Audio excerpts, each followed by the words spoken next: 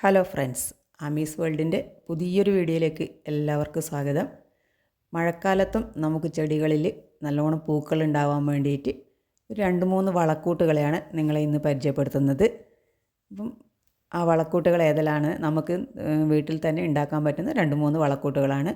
നിങ്ങൾക്ക് എൻ്റെ ഈ വീഡിയോ ഇഷ്ടപ്പെടുന്നുണ്ടെങ്കിൽ ഒന്ന് സബ്സ്ക്രൈബ് ചെയ്യണേ, ലൈക്കും കമൻറ്റും ഇടണേ. ഇതിനെക്കുറിച്ചുള്ള അഭിപ്രായവും നിങ്ങൾക്ക് കമൻറ്റ് ബോക്സിൽ രേഖപ്പെടുത്താവുന്നതാണ്.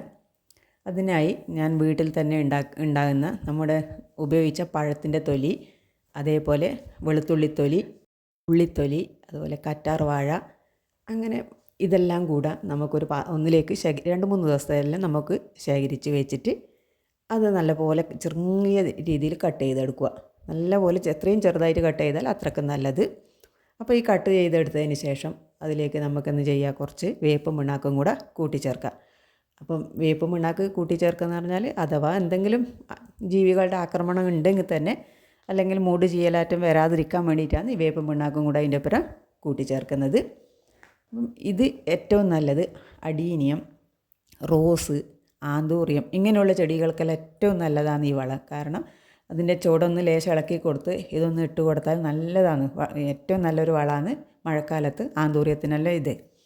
അതുപോലെ നമ്മൾ ഈ പഴം പുഴുങ്ങൂലേ, ചായക്കെല്ലാം പഴം പുഴുങ്ങുന്ന സമയത്ത് ആ പുഴുങ്ങിയ വെള്ളമെല്ലാം എടുത്ത് വെക്കുക. പുഴുങ്ങിയ വെള്ളം, അതുപോലെ ചിലവർ മുട്ട പുഴുങ്ങിയ വെള്ളവും ഏറ്റവും നല്ലതാണ്. അതിന് ശേഷം ഇതെല്ലാം ഞാൻ ചെയ്യുന്നത് അത് കുറച്ച് എടുത്തിട്ട് ഒരു കുപ്പിയിലേക്ക് ശേഖരിച്ച് വെക്കും. പിന്നീട് അതിലേക്ക് ഞാൻ കുറച്ച് കാന്താരിയും വെളുത്തുള്ളിയും കൂടെ അരച്ച് ചേർക്കും. അപ്പോൾ ഇതെല്ലാം കൂടെ കുറച്ച് ദിവസം ഒരു കുപ്പിയിൽ തന്നെ ഇങ്ങനെ 2-3 നേരം കുലുക്കി കൊടുത്ത് അവിടെ തന്നെ സൂക്ഷിച്ച് വെക്കും. പിന്നീട് അതെടുത്തിട്ട് ചെടികൾക്ക് തെളിച്ച് കൊടുത്താൽ അതും നല്ല ഉപകാരപ്രദമാണ്. കാരണം ഈ വെളുത്തുള്ളിയും കാന്താരിയും അതിൻ്റെ കൂടെ ചേർക്കുന്നത് കൊണ്ട് കീടങ്ങളുടെ ആക്രമണം വളരെ കുറയുന്നുണ്ട്. ചെടികൾക്ക് എന്നല്ല, പച്ചക്കറികൾക്കും ഇത് ഭയങ്കര ഉപകാരമുള്ളതാണ്. അപ്പം അത് അങ്ങനെ അതിൻ്റെ കൂടെ കുറച്ച് വെള്ളവും കൂടെ ചേർക്കണേ, അല്ലെങ്കിൽ ചിലപ്പോൾ ചെടി തന്നെ കരിഞ്ഞില്ലാതായിപ്പോവും. അതായത് വെളുത്തുള്ളിയും കാന്താരിയും എല്ലാം കൂടെ ആകുമ്പം കുറച്ച് അതിൻ്റെ കാരം കൂടുന്നത് കൊണ്ട് അങ്ങനെ ആയിപ്പോവും. അങ്ങനെ ചെയ്തു കൊടുത്താലും അത് നല്ലൊരു വളമാണ്. അതുപോലെ നമുക്ക് ഉണ്ടാക്കാൻ പറ്റുന്ന വേറൊരു വളമാണ് മത്തിക്കഷായം. നമുക്കെല്ലാവർക്കും മത്തി കിട്ടുന്ന സമയത്ത് നല്ലപോലെ മത്തി മേടിച്ചിട്ട് നമുക്ക് ആക്കാൻ പറ്റുന്നതാണ്. അപ്പം ഞാനിത് ഏകദേശം ആക്കിയതെല്ലാം കഴിയാറായി. അപ്പോൾ അതിൻ്റെ കുപ്പിയിൽ കുറച്ചും കൂടെ ബാക്കിയുള്ളതാണ് ഞാൻ നിങ്ങളെ കാണിക്കുന്നത്. അപ്പം ആ മത്തി കഷായം ഉണ്ടാക്കുന്നത് എല്ലാവർക്കും, ഒരുവിധ ആൾക്കാർക്കെല്ലാം അറിയാം.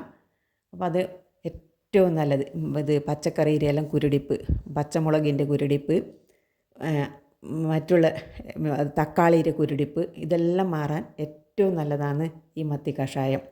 അതും നമ്മൾ ഒരുപാട് ഉപയോഗിച്ചാൽ ചെടി മൊത്തം കരിഞ്ഞു പോകും, ഉണങ്ങി വാടി ഇല്ലാതായി തീരും. അത് ഏകദേശം 1 ലിറ്റർ വെള്ളത്തിൽ 1 ml അല്ലെങ്കിൽ 2 ml ഉപയോഗിക്കാൻ പാടുള്ളൂ. അപ്പം അത് വെള്ളം എടുക്കുക, അതിലേക്കിത് ചേർത്തിട്ട് നല്ലപോലെ നേർപ്പിച്ചതിന് ശേഷം ചെടികളുടെ ആയാലും പച്ചക്കറികളുടെ ആയാലും ചോട്ടിൽ നമുക്ക് ആവശ്യത്തിന് ഒഴിച്ചു കൊടുക്കാം. അതുപോലെ അതിൻ്റെ ഇലകളിൽ നല്ലപോലെ തെളിച്ചും കൊടുക്കുക. അപ്പം അതിൻ്റെ റിസൾട്ട് വേറെ ഒന്ന് തന്നെ. മത്തി കഷായം ഉപയോഗിച്ചാൽ പല കീടാക്രമണങ്ങളിൽ നിന്ന് നമുക്ക് രക്ഷ നേടാൻ പറ്റും. നിങ്ങൾക്ക് ഈ വീഡിയോ ഉപകാരപ്രദമാകുമെന്ന് കരുതുന്നു.